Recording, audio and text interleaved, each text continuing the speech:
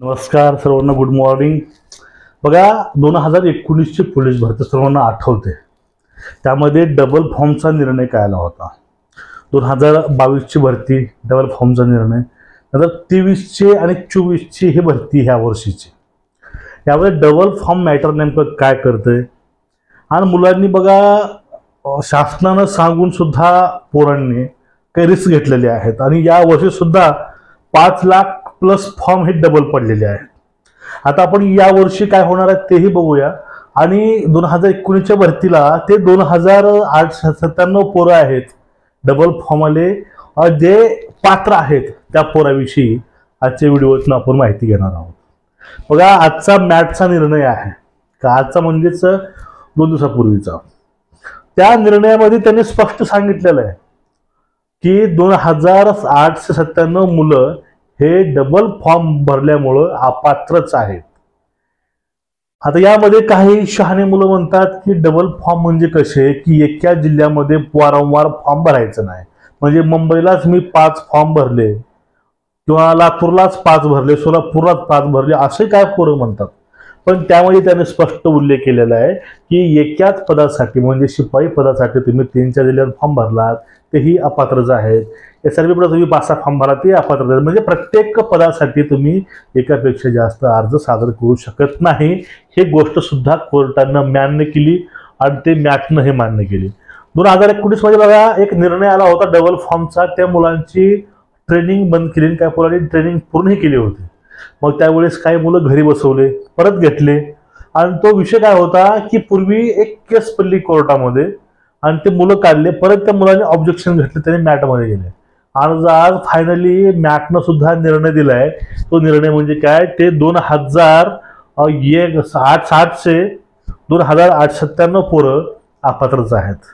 हा झाला मागचा निर्णय. आता चालू वर्षामधला निर्णय बघा. आता यावेळेस तरी शुद्धीपत्रिकावर त्यांनी स्पष्ट सांगितलेलं आहे डबल फॉर्म चालणार नाहीत आणि तुमची उमेदवारी कधीही रद्द होऊ शकते. पण तरीही काही मुलांनी आधार कार्ड कंपल्सरी केलेलं असताना काही पोरांनी डबल फॉर्म भरले जाईल. बघा, शेवटला 10 दिवस बाकी होते त्यावेळेस आय थिंक 10 ते 12 लाख फॉर्म पडले होते पूर्ण महाराष्ट्रामध्ये. पण एक अशी वेळ आली की शेवटला अचानक 8 ते 9 लाख फॉर्म आले आणि 17 लाख हा आकडा फायनली फॉर्मचा झाला. मग अशा वेळेस 5 लाख ते 5.5 लाख हे डबल फॉर्म पूर्ण महाराष्ट्रात पडले. नेमका होता आधार कार्ड कंपल्सरी होतं डबल फॉर्मसाठी, आळा घालण्यासाठी.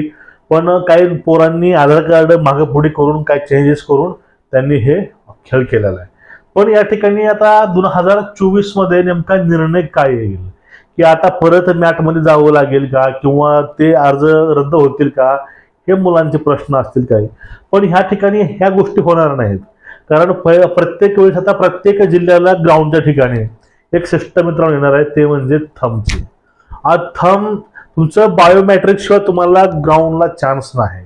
आणि जर त्यामध्ये जर उल्लेख डबल फॉर्म त्यामध्ये निघाले बायोमॅट्रिकमध्ये, तर त्या ठिकाणी तुमची उमेदवारी ही ऑटोमॅटिक रद्द होणार आहे.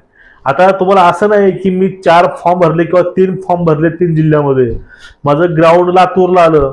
बघा, एक आधार कार्ड एक अशी गोष्ट आहे, आधार सेल फिडिंगचे असते, अंगठा लावून करायचे व्हेरीफाय. ते कुठेही जा तुम्ही, आपल्या अंगठ्यावरती टोटली ती माहिती सॉफ्टवेअरमध्ये कळते तुम्ही किती फॉर्म भरलात काय नाही. आणि त्या गोष्टीमुळं तुमची उमेदवारी नक्कीच रद्द होते. हे झालं पहिलं कारण. आता काय पोरांनी आधार कार्ड चेंज केलेलं असेल, त्या पोरात कसं माहिती आहे का, तुमचं थंब दाखवलं तिथं तर तुमचं आधार कार्ड फेल दाखवलं किंवा ते डॉक्युमेंट तुम्ही मिसयूज केला डॉक्युमेंटचा, त्यावेळेस तुमची उमेदवारी रद्द होऊ शकते. म्हणजे ओरिजिनल मुलं हे 2024 मध्ये जाणार आहेत. तुम्हाला बघा, मी पाठीमागे सांगितलं होतं फॉर्म भरल्या अगोदर डबल फॉर्म आधार लागू नका. तुम्ही 3-4 फॉर्म भरू शकता ना डायरेक्टली.